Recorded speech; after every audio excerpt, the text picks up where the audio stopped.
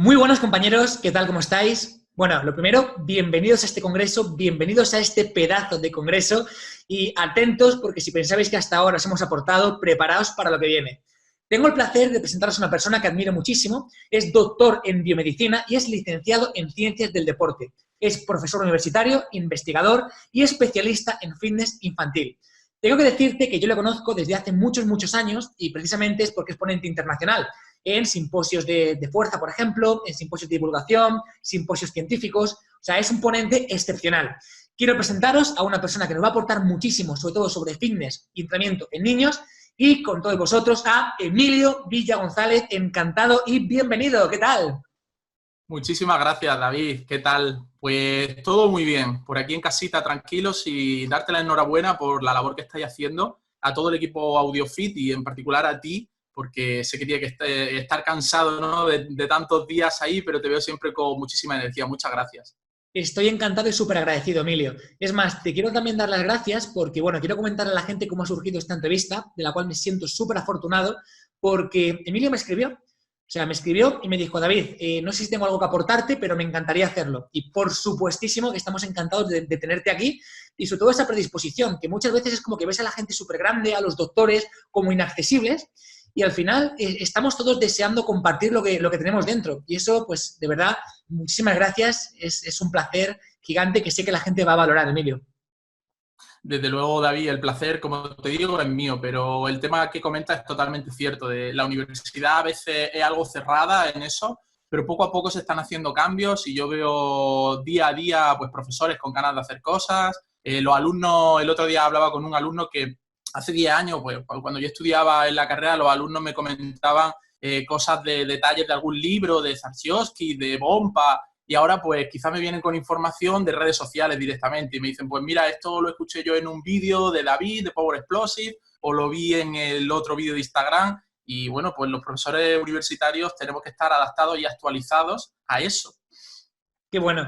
Emilio, eres especialista en fitness infantil, especialista en entrenamiento de fuerza en niños o de entrenamiento en niños. Me encantaría que orientamos la conversación por aquí y que me comentaras lo primero, qué mitos habitualmente te encuentras en tu día a día y por los cuales los niños pues, no empiezan a entrenar como deberían. Pues mira, David, más que mitos, digamos que hay como dos factores principales por los que los niños no van a un centro deportivo a la práctica de entrenamiento o a la práctica de ejercicio físico. En primer lugar, son esos mitos que tú bien comentas, los típicos mitos que conocemos de que el entrenamiento de pesas o el entrenamiento de fuerza puede tener una correlación con la altura o la estatura del niño, con el nivel estatural.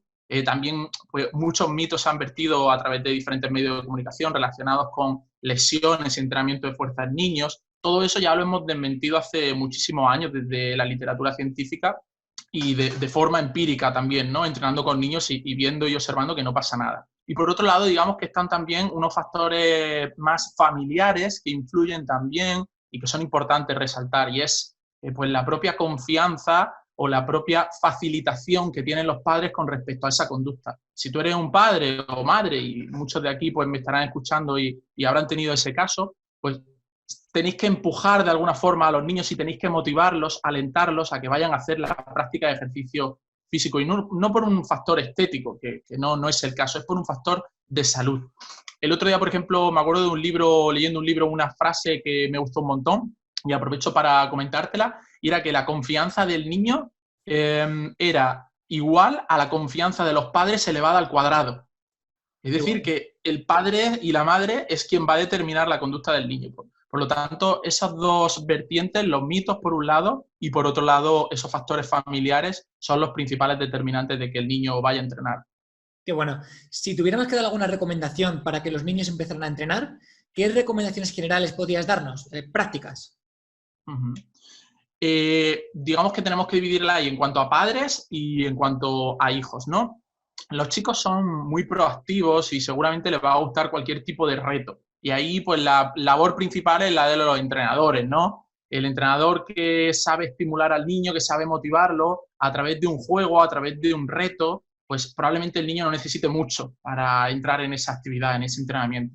Y luego, por otro lado, a los padres, como he comentado, el tema de la confianza que es prioritario.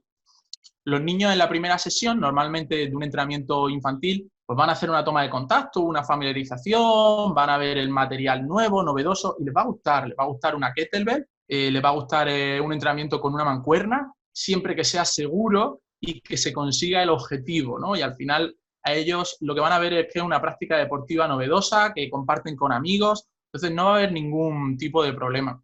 Fíjate que en este sentido, yo que he estado 3 años en Sudamérica y tuve allí un centro de entrenamiento personal, fundé allí un centro de entrenamiento personal en Ecuador, junto a mi pareja, pues me di cuenta que allí la permeabilidad era muchísimo mayor que en España. Aquí, por ejemplo, en España, como bien sabes, pues si no tienes 16 años, no puedes acceder a un centro sin tus padres o sin el consentimiento de ellos. Sin embargo, allí sí que se podía, no existía esa legislación, ese reglamento. Y yo veía pues, que los niños venían a clases que montamos de fitness infantil, que les gustaba a ellos, que les gustaba a los padres, que hacían amigos, y al final era, digamos, un deporte más, una actividad más.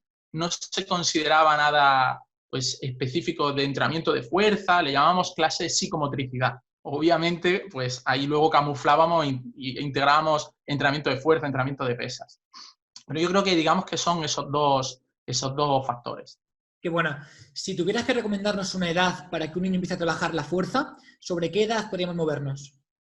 Pues mira, yo siempre digo que a nivel, si hablamos epigenético, pues antes del nacimiento ya habría que entrenar y ahí pues tiene que entrenar la madre, ¿no? Tiene que entrenar la madre, tiene que entrenar el padre, que también va a tener una gran influencia, y luego después del nacimiento, pues hay que estimular, porque los primeros años son cruciales a todos los niveles, en todos los sistemas, como sabes, crecen muy rápido.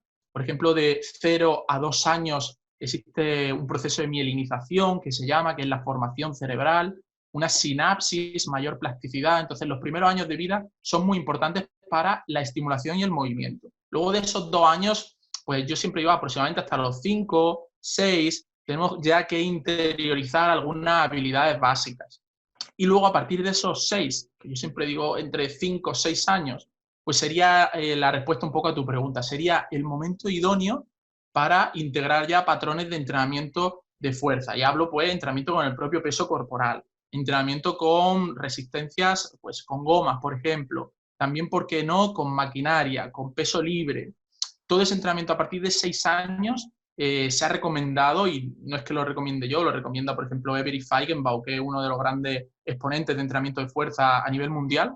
Recomiendan esa edad porque el niño ya es capaz de entender una instrucción específica que le des. Por ejemplo, coge esta kettlebell, llévala hasta el nivel de los hombros y después baja y ten cuidado con la rodilla, que no te dé la kettlebell en la rodilla. Pues eso a partir de 5 o 6 años, ellos ya tienen un buen desarrollo cognitivo para entenderlo. Entonces, digamos que esos 6 años es una edad buena. ¿Qué me puedes comentar alrededor de la hiperespecialización? Que normalmente se da en edades tempranas también. Normalmente no con la parte de fuerza, pero sí, por ejemplo, con fútbol, baloncesto. Sobre todo el tema de la especialización temprana o hiperespecialización va asociado mucho a la prevención o al tratamiento de las lesiones, a la aparición de lesiones, por ejemplo, de sobreuso o incluso traumáticas. En relación a las primeras que te comento por sobreuso, pues lo que se ha estudiado ya, se ha estudiado a diferentes niños en diferentes edades evolutivas o biológicas, de maduración biológica. Niños que pegan, para que se entienda de forma muy llana, el estirón antes, niños que pegan el estirón un poquito después. Pues lo que se ha visto que si incluimos a todos esos niños dentro de un modelo deportivo, ya sea fútbol, ya sea baloncesto, los niños que maduran un poquito antes están menos predispuestos a lesionarse comparado con los niños que maduran un poquito después. Es decir, los más chiquititos, ¿qué tienen que hacer? Pues tienen que ir a entrenar, tienen que ir a competir y están expuestos a unas exigencias de entrenamiento, de competición muy duras, porque en realidad los que han madurado y ya son un poquito más grandes son los que llevan un poco las riendas, ¿no? Entonces, en ese sentido, existe ahí muchísima prevalencia de lesiones por sobreuso y traumáticas en esos niños que maduran un poquito después. Entonces, claro, si unes eso a una rutina de entrenamiento con un volumen alto, con una intensidad alta y solamente realizando una actividad específica, como puede ser el fútbol, pues es un caldo de cultivo para las lesiones deportivas en estas edades tempranas. Entonces, también se recomienda mucho pues que se conozcan datos sobre el tema de qué es lo que pasa en la estructura o en el organismo del niño cuando crece. ¿Qué es lo que pasa cuando crecen los niños principalmente? A nivel físico, pues lo que pasa es que hay, digamos, una la densidad mineral ósea del hueso varía en muy poco tiempo. El niño pega el estirón y en muy poco tiempo existe mucha variabilidad de densidad mineral ósea. Eso hace que exista más fragilidad esquelética en el niño y eso unido pues, a otros conceptos que sabes perfectamente tú, como pueden ser el stiffness, ¿no? La rigidez del tendón. Los niños crecen muy rápido y esa relación entre músculo y hueso. El niño muscularmente no crece tanto, pero al nivel de hueso óseo sí, entonces existe un imbalance. Pues todos esos factores, digamos que explican de alguna forma que el niño no tenga que hiperespecializarse en esas edades. Si tuvieras que darnos alguna noción en cuanto a la dosis de ejercicio para trabajar con niños, ¿qué nos podrías comentar? Bueno, aquí hay que diferenciar, David, yo creo, entre rendimiento deportivo, que es prácticamente lo que hay más en literatura científica, y la parte de salud. Para los entrenadores personales que haya pues, escuchando monitores, instructores en general de fitness, les diría que los rangos que deberían de seguir, si quieren mejorar la fuerza muscular, sería basarse en estudios, por ejemplo, como el de David Ben, que publicó en 2008 un estudio bastante interesante en el que hablaba de la dosis. Esa dosis pasa por una RM, para que me entiendan, una intensidad de entrenamiento de fuerza entre el 30% de la RM, que ya empieza a haber alguna mejora, hasta el 60%. Esto hablamos de salud, ¿vale? Incluyendo ahí pues 8 o 9 ejercicios, de ahí para arriba se suele recomendar. Repeticiones, el rango es muy amplio, entre 5, 10, 12, porque ya sabes tú que hay muchos estudios que unos dicen una cosa y otros otra, entonces los metaanálisis juntan y dan una dosis más o menos, un rango más o menos amplio. Eso en cuanto a salud. Y en cuanto a tipo de entrenamiento en salud, pues podemos hacer lo que hemos comentado, entrenamiento de fuerza pues con resistencias, con gomas, con el propio peso corporal, y todo lo que es peso libre, maquinaria. Y luego, con respecto al entrenamiento de fuerza ya para rendimiento, los últimos estudios de investigación, por ejemplo, hay uno de Lesinski, que es bastante famoso en 2016, que hizo un metaanálisis muy interesante y nos dio ya la dosis de entrenamiento para mejoras en la fuerza. Pero esto es para atletas de rendimiento.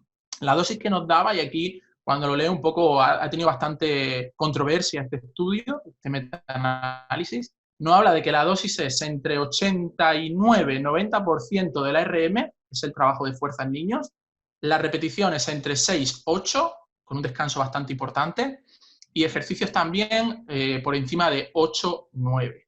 Entonces, claro, ahí los entrenadores cuando leemos eso nos asustamos muchas veces, ¿no? Decimos 80-90% de la RM, una pasada, ¿no? Para un niño. Ya, pero es que estamos hablando de que yo quiero mejorar la fuerza máxima de ese niño en un periodo competitivo, en un club deportivo muy específico. Entonces, esos son los dos rangos, digamos, de entrenamiento de fuerza en niños que yo les recomendaría a los entrenadores. Has comentado antes un concepto que me parece fundamental, que además no solamente afecta cuando son niños, sino que cuando son adultos, y es el tema de la autoconfianza. Porque sí que se ha visto que cuando un niño mejora su autoconfianza, es más probable que siendo adulto tenga mayor nivel de autoconfianza, o sea, hay una relación. ¿De qué forma podríamos trabajar la autoconfianza en niños para ver esta expresión cuando son adultos? Pues mira, la autoconfianza es un concepto complejo, es de la parte más psicosocial. Ahora hay un montón de estudios de esta parte psicosocial y se está evaluando mucho, sobre todo en niños con sobrepeso y obesidad. En estos niños en los que hace un programa de ejercicio, el niño antes se evaluaba antes y después se evalúa después del programa y se han visto un montón de mejoras en cuanto a este tipo de competencias, valores, actitudes. ¿Por qué? Pues porque el niño cuando llega a tu entrenamiento, pues es un niño inseguro, introvertido, que no le gusta mostrarse mucho, con poca ropa, y cuando pasan unas semanas te das cuenta que el niño ya empieza a coger confianza en sí mismo, que se ve con respecto a los demás un poquito similar, digamos, a los demás, se asemeja a sus compañeros, se integra más, se ve más competente y todo eso hace obviamente que mejore su calidad de vida y su relación con los demás. Entonces, el ejercicio sí o sí tiene incidencia en este tipo de variables psicosociales y cada vez se está estudiando más, ¿eh? Relación, por ejemplo, de entrenamiento o programas de ejercicio con bullying o acoso escolar. Si tú haces ejercicio, te acosan menos en el colegio. Si eres un chico que eres físicamente activo, pues fíjate, los típicos ejemplos que tenemos de cuando éramos un poquito más jóvenes, ¿no? El niño que hace mucha práctica de ejercicio, muchos deportes, es bueno, ¿realmente ese niño es acosado? Pues difícilmente, ¿no? Difícilmente. Entonces, de alguna forma, el deporte realmente nos protege contra diferentes acosos, ¿vale? Y yo creo que es muy importante la práctica de ejercicio físico y el de entrenamiento de fuerza en estas edades. Cuando te he visto exponer en algunos simposios, en tus conferencias, en algunas de ellas has hablado sobre el sedentarismo, sobre la obesidad infantil, sobre estrategias para combatir todo esto. ¿Podrías comentarnos? Ujú. Pues mira, ahora mismo a nivel de más empírico podemos ver, y yo he entrenado a muchos chicos, que los cambios, sobre todo en niños con sobrepeso y obesidad, a nivel de cambio físico, de mejora de la composición corporal, porcentaje graso, se necesitan 6, 8 semanas para mejorarlo. Entonces, digamos, la gran estrategia que tenemos ahí, o lo que deberíamos de hacer, es intentar adherir a ese niño a ese programa de alguna forma, ya sea a través de juegos, ya sea a través de que entrene con sus padres. Entonces, yo creo que el punto clave es ese. Tenemos que intentar adherir a los programas a estos chicos porque se cansan rápido de este tipo de programas. Los padres, incluso cuando no ven un efecto inmediato, se estresan, creen que no funciona, que su hijo no lo hace bien. Y hay que intentar, pues, cambiar un poco esas mentes, hacerles reflexionar sobre los cambios en este tipo de chicos que suceden un poquito a medio o largo plazo. Entonces, ese sería el primer punto, yo creo, clave con este tipo de chicos con sobrepeso y obesidad, ese tipo de estrategia. Luego, a nivel más científico, pues, por comentarle a los entrenadores, lo último que hay, si nos fijamos en evidencia científica, pues, te habla mucho los metaanálisis que el entrenamiento cardiovascular es efectivo contra la mejora de esta composición corporal en niños con sobrepeso y obesidad, pero ahí nos lleva un poco a los que sí que hemos trabajado como entrenadores a reflexionar y a pensar, oye, ¿tiene sentido que pongamos a un chico en un tapiz rodante durante 30 a 40 minutos? Pues quizá no mucho, ¿no? Porque no va a haber adherencia, se va a aburrir. Entonces, en ese sentido, los programas concurrentes, como bien sabes, que incluyen cardio y también fuerza, y en un orden muy específico, pues se están recomendando cada vez más para la mejora de la composición corporal en estos chicos con sobrepeso y obesidad. Y luego, yéndome un poco a los adultos, con respecto a la pregunta que me hacías, aquí es un poco, digamos, la razón por la que yo entreno con niños y me gusta esta población. He participado en muchos proyectos de investigación relacionados con adultos. Ahora, en este último año, uno en la Universidad de Almería, que está relacionado con adultos con obesidad mórbida. Estamos hablando de IMCs de 50, de 45, de 60, unos IMCs súper grandes. Entonces, es muy difícil, David, revertir esa situación cuando un hombre de 40, 50 años pesa 200 o 170 kilos. Sí, vamos a mejorarte con el entrenamiento 30 kilos, 40 kilos. Va a mejorar tu salud, tu calidad de vida. Pero en realidad el proceso debe de comenzar en el inicio, en la edad infantil, tengas o no sobrepeso.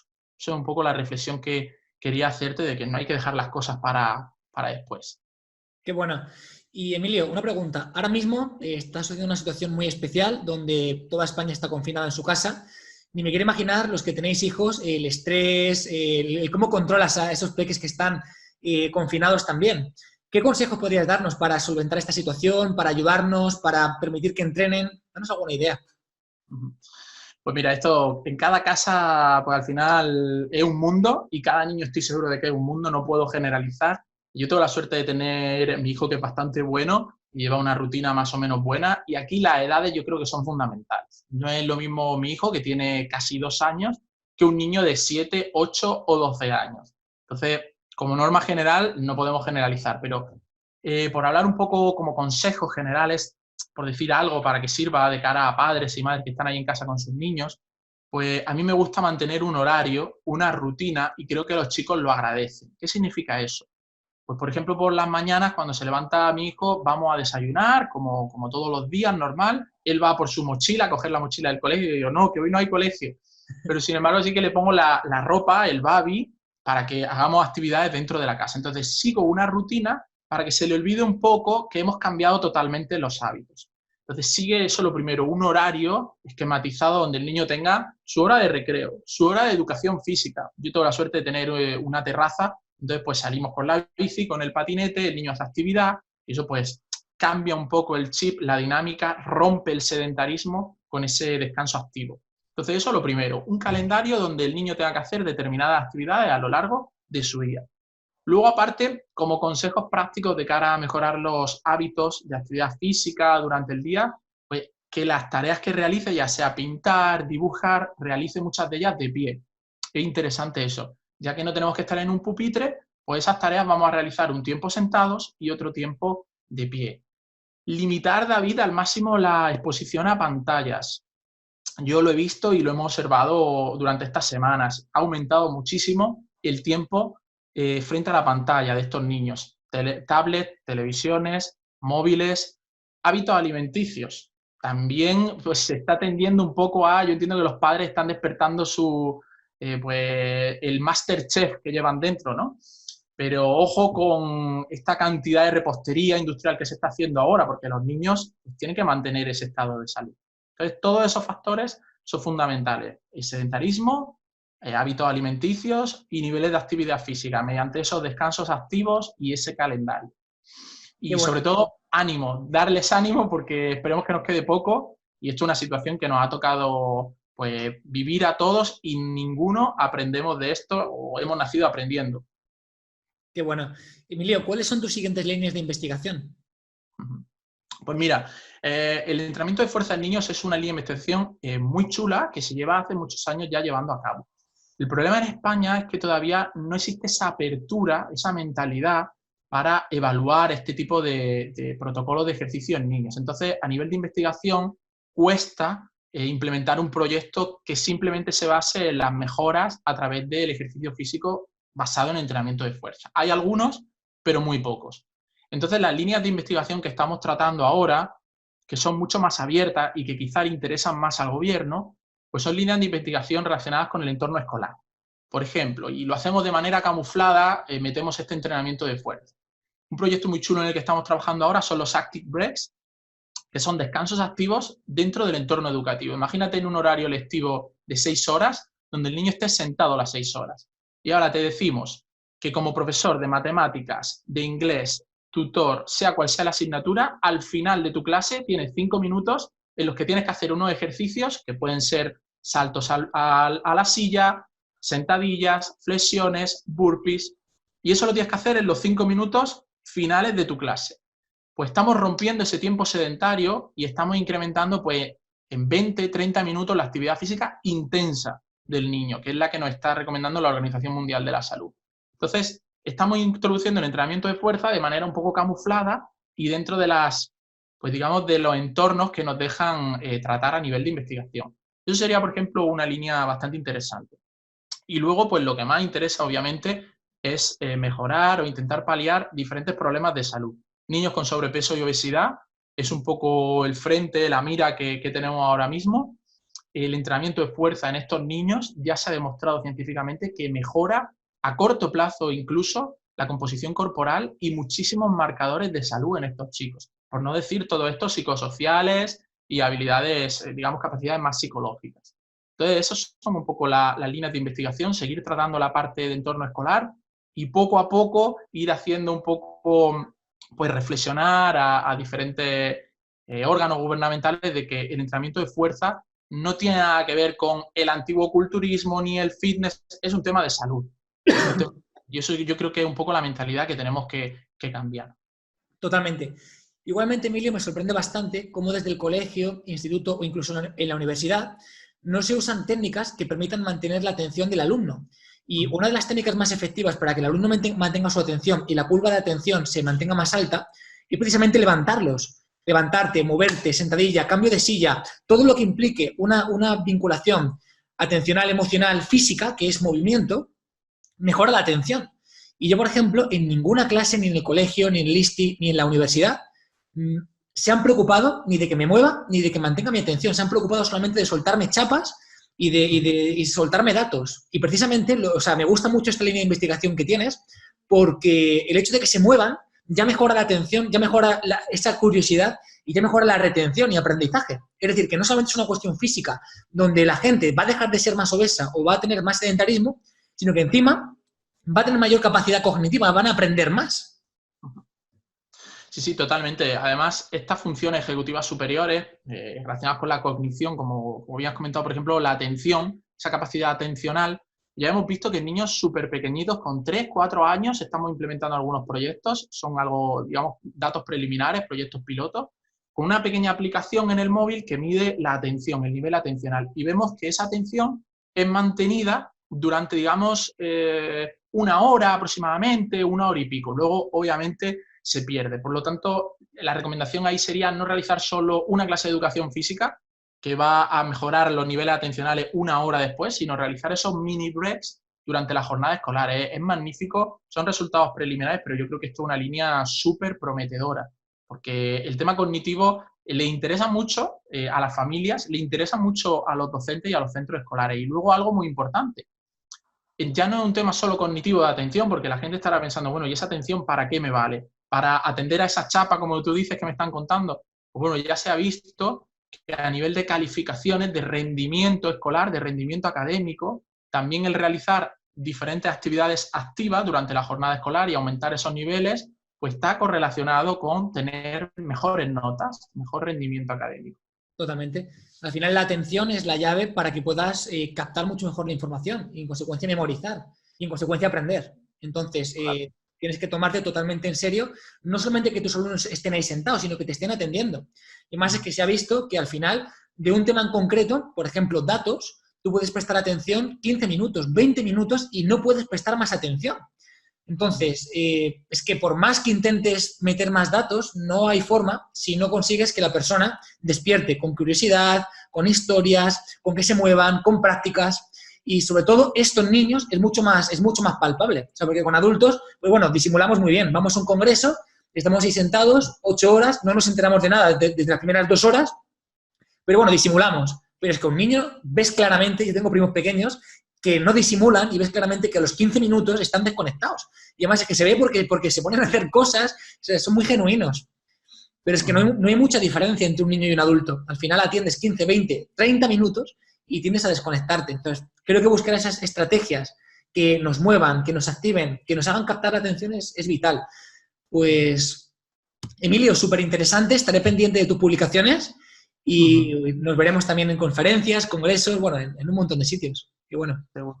Seguro. Además, esa línea es muy bonita, David. Te animo a que leas un poco sobre ese tema, porque como bien comentas, los chicos son esponjas y les encanta cuando haces cosas innovadoras. Por ejemplo, imagínate chicos de 3, 4 años donde un pequeño muñeco, monigote, está en la pantalla haciendo unos ejercicios. Ya no los tiene que hacer ni el profesor. Entonces los niños ven como un dibujo animado y ejecutan los diferentes movimientos sin darse prácticamente cuenta. Estamos integrando patrones activos de entrenamiento desde que son muy, muy pequeñitos. Y esto, por supuesto, que va a tener incidencia a lo largo de su vida.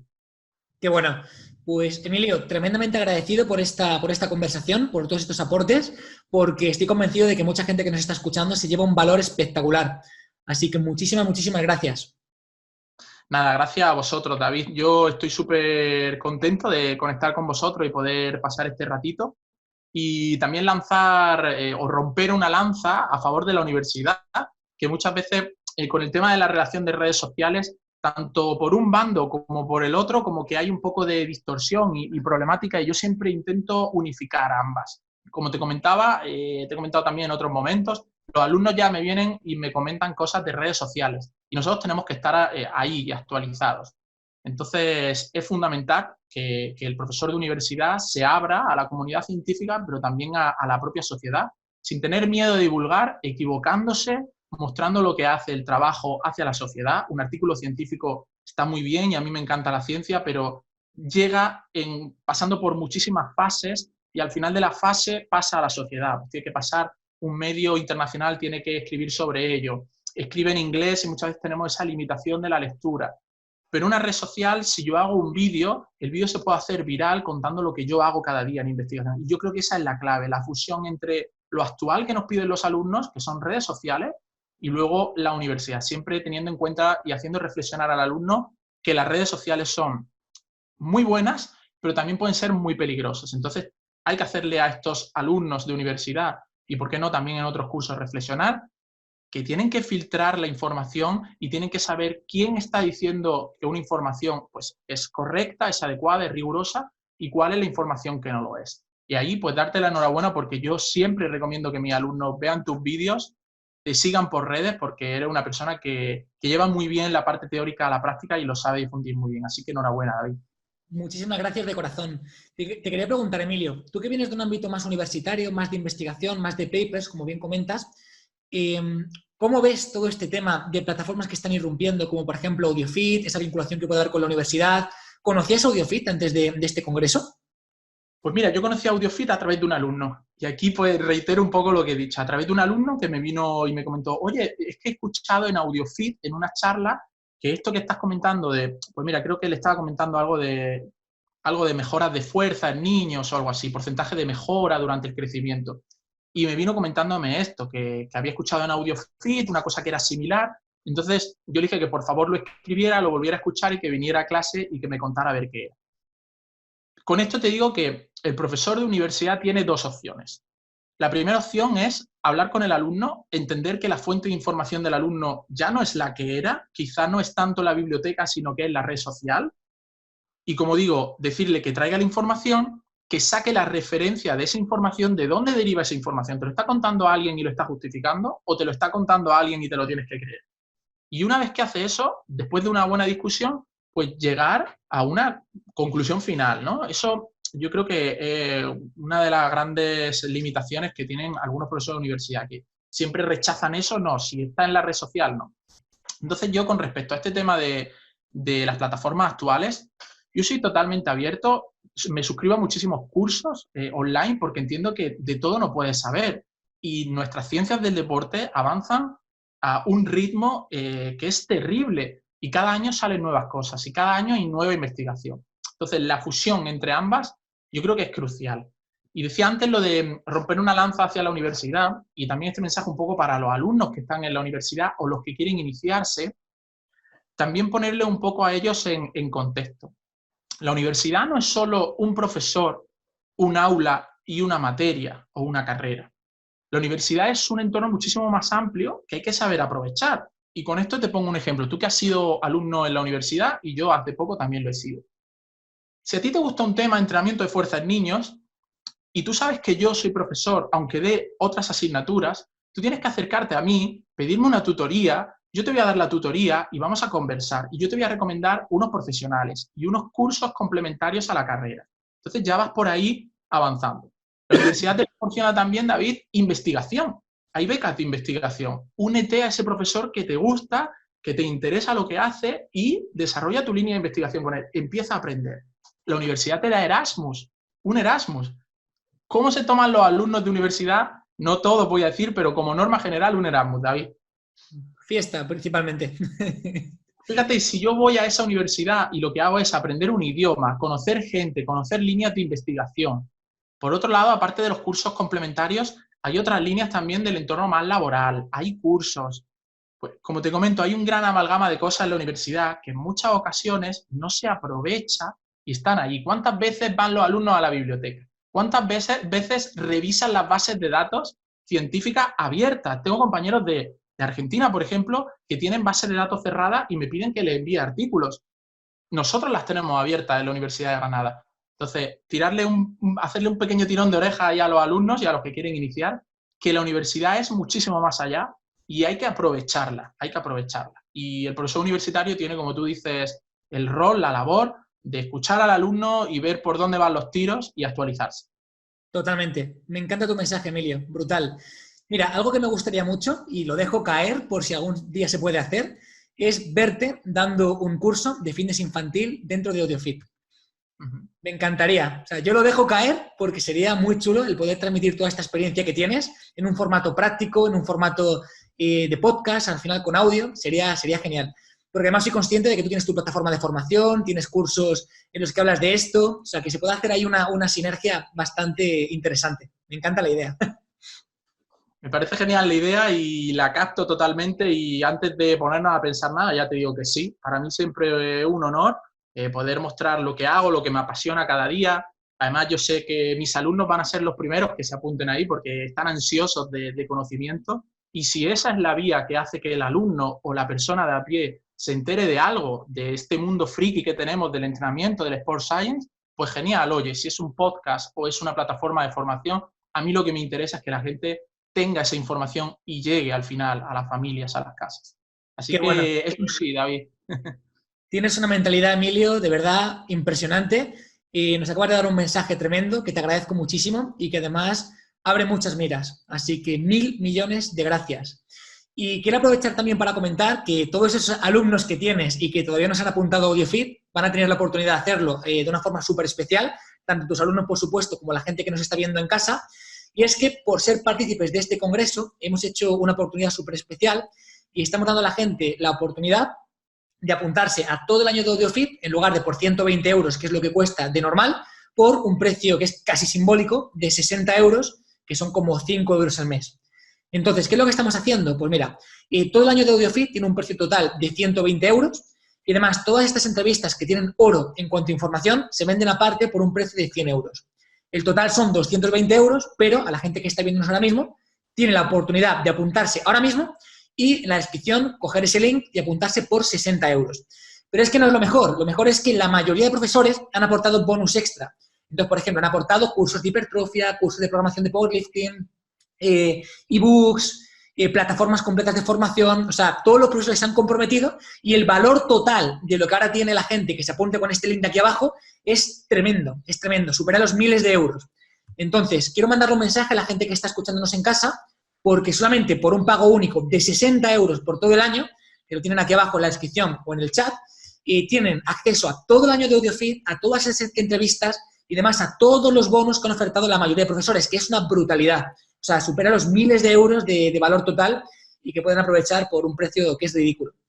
Así que si no te has apuntado a AudioFit, que sepas que tienes el link en la descripción y en el chat y que sepas también que si ya te has apuntado durante estos días, todos los bonos que se están ofertando también lo vas a tener. Así que aprovéchalo y ni lo dudes, cógelo. ¿Qué te parece, Emilio?